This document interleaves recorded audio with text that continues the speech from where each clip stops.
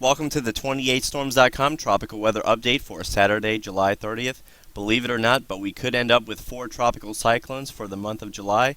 It's just a matter of whether or not 91L Invest will develop into a tropical cyclone within the next 24 to 36 hours. And this would also be the 4th tropical cyclone to form during the second half of July, because keep in mind, Brett, Cindy, and Don all formed after July 17th. This isn't a far-fetched possibility. In fact, the latest 2-day outlook from the Hurricane Center concludes that this has an 80% chance of becoming a classified system within just the next 48 hours. Also, if we look toward the Western Caribbean, there is a tropical wave flaring today, but it's not really going to do much. It's very disorganized and it will be quickly moving inland. Here is today's look at the Atlantic, and you can see that much of the Gulf of Mexico is now quiet after Tropical Storm Don has dissipated. That tropical wave is going to be quickly moving inland, so this will be about the most impressive you'll see this tropical wave. Also, the western Atlantic is clear, along with the central and eastern Caribbean, but boy is that soon going to change. Invest 91L is looking steadily better today. We see a well-defined low-level circulation.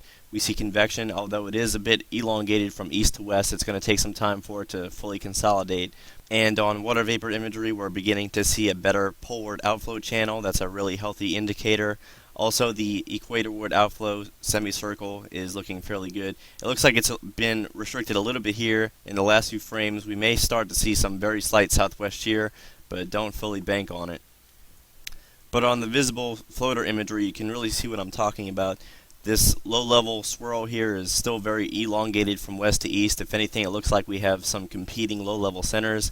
There's one possibly in around here, and it also looks like we have another developing low-level circulation a bit off toward the northeast. So it's going to take some time for this convection to begin really consolidating around one primary center. It may take an additional 24 to 36 hours, and I'm really not that enthused about the initial intensity forecast for at least the first 24 hours. I think they may be a bit high. Don't get me wrong, this is very impressive for a developing tropical disturbance, but it's still going to take time for this thing to really get going.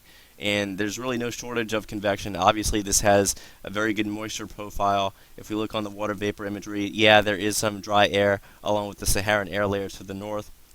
But as long as that favorable upper level ridge is located over the wave axis, I really don't fear the intrusion of dry air all that much.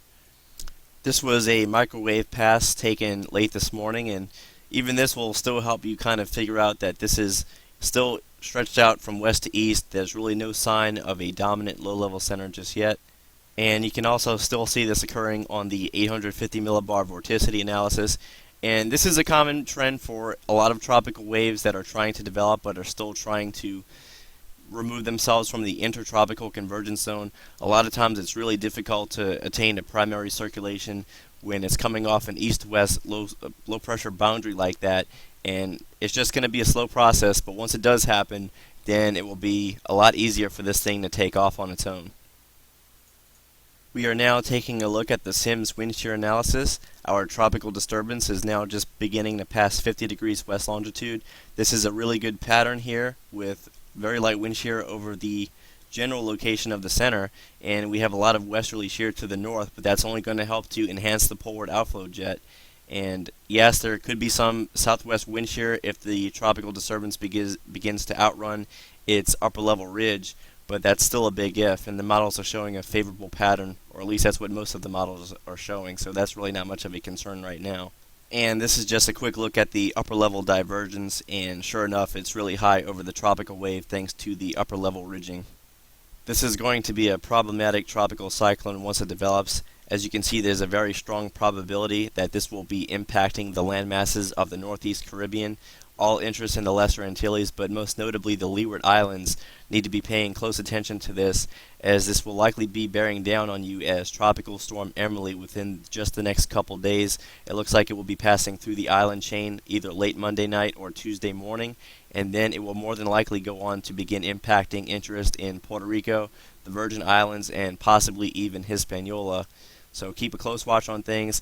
It looks like more than likely it will be a tropical storm as it comes through the Lesser Antilles, and it could continue to strengthen once in the Northeast Caribbean, where several of the models are showing a minimal hurricane heading off towards San Juan.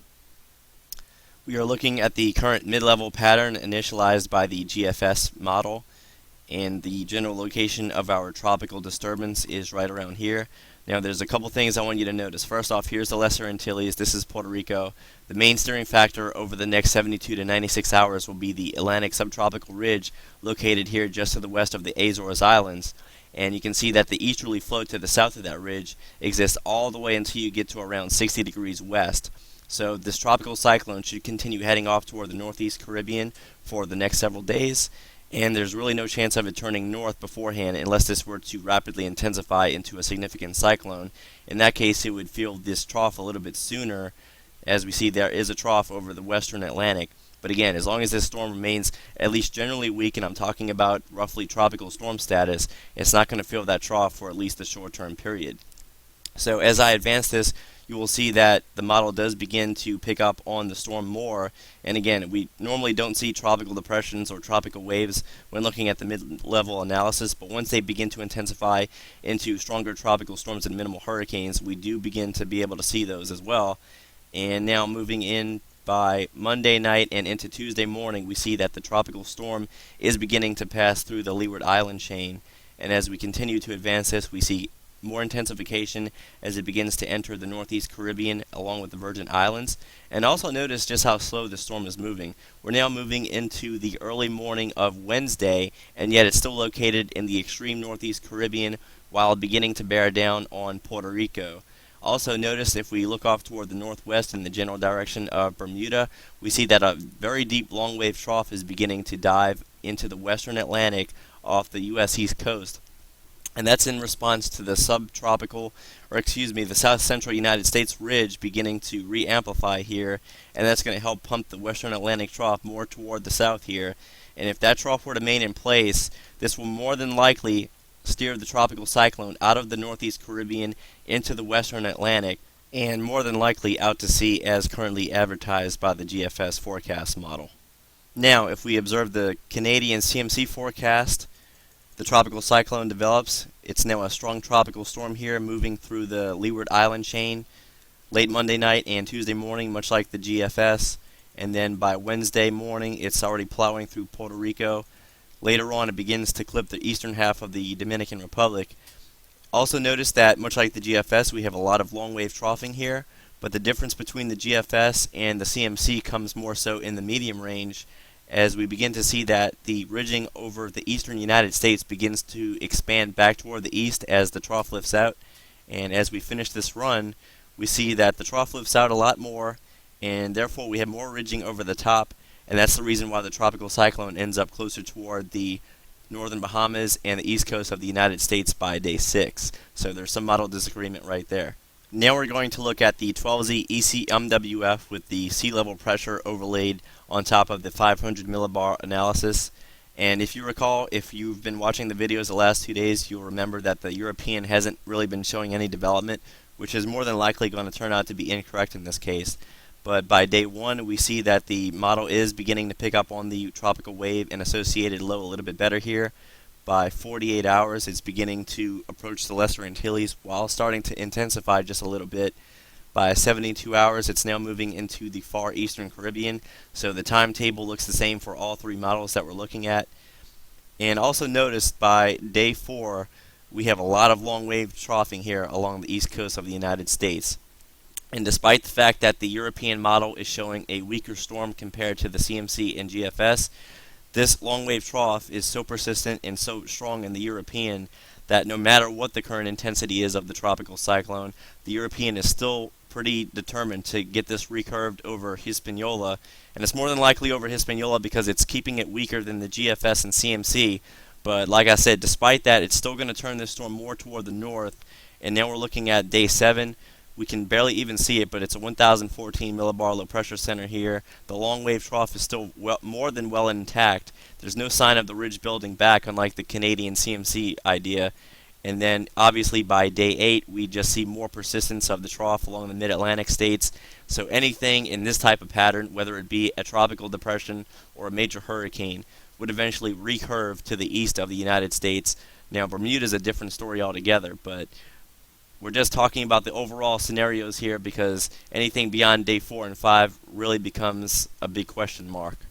Now, really quickly here, the 12Z GFS ensembles imply a bit more of a westerly track toward Hispaniola, and of course, any more western movement would imply more of a threat to the southeast United States. But before we get carried away with models showing more of a westerly track, especially these particular ensemble members, I went ahead and looked at each one of these, and 90% of the ensembles keep this as a tropical wave or nothing more than a tropical depression. And chances are, when you get the intensity forecast wrong, more often than not, that results in an incorrect track forecast because the track forecast is highly dependent on the intensity of the storm. The second problem is that even if the ensembles were correct with this general west-northwest path straight into Hispaniola, I'll tell you what, if this runs into Hispaniola, this is going to give forecasters fits. More often than not, it disrupts the intensity forecast that the models are showing, and then the models start diverging in all types of different tracks. So there's a lot of question marks here. We really can't even get into the U.S. threat possibility at this time.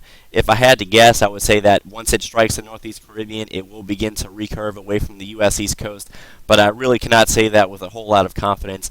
This is still a 7 to 8 day forecast when you start talking about the United States.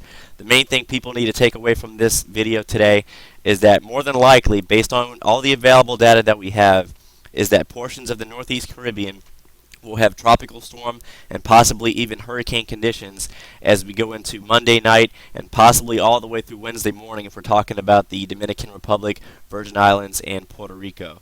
So you need to be ready, you need to prepare now, because once they upgrade this, they will more than likely have to also issue tropical storm watches, possibly warnings, and then eventually upgrade those to hurricane watches. So be on guard here in the Northeast Caribbean, and that's the gist of today's video. So that's your update for this Saturday afternoon. Check back again soon to 28storms.com. I'm sure this will be the highlight here on the website for at least the next week, and this will more than likely by far be our biggest system yet of the 2011 hurricane season. And we're only getting started here. We're not even out of July, and yet we're on the fourth and possibly even fifth named storm of the season.